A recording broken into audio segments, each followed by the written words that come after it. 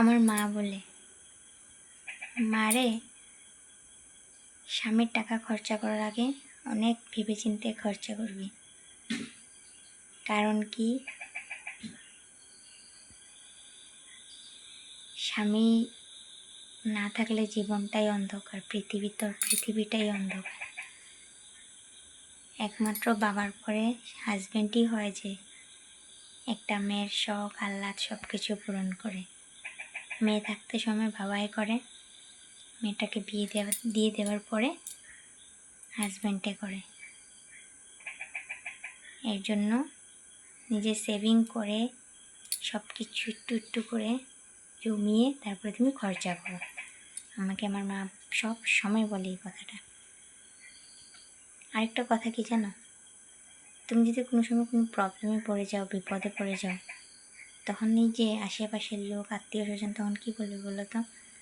বউটা সেভিং করতো না, বেশি খরচা করতো, এর জন্যই প্রবলেম হয়ে গেছে, টাকা পয়সার প্রবলেম হয়ে গেছে।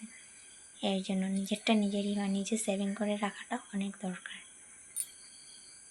আবার যদি তুমি ভালো চলো, এতেও প্রবলেম। লোকের হাজব্যান্ডের টাকা নিজে দখল করতেছে, নিজে খাইতেছে। এর জন্য সবসময় নিজের টাকাটা, নিজের যেতটুকুই হোক, নিজেরটা নিজে রাখার চেষ্টা করো।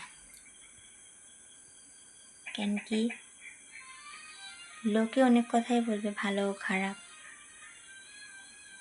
কিন্তু একটা বউকে বিয়ের পরে, মেয়েটা যখন বউ হয়ে আসে, হাজব্যান্ড ছাড়া এই পৃথিবী দুনিয়াতে কেউ দেখে না।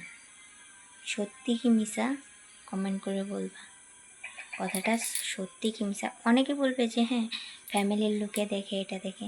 হ্যাঁ দেখতেই পারে, দুই মুঠ খাওয়া তো হাঁস মুরগিও খায়, কিন্তু সেই সকালটা পূরণ করে শুধু হাজব্যান্ড আর মেয়ে থাকতে সময় বাবা। আর এই জায়গাটা কেউ নিতে পারে না। কথাটা সত্যি কি মিশা, মিথ্যা কথা বলতেছি, কমেন্টে জানাবা। বাবাই।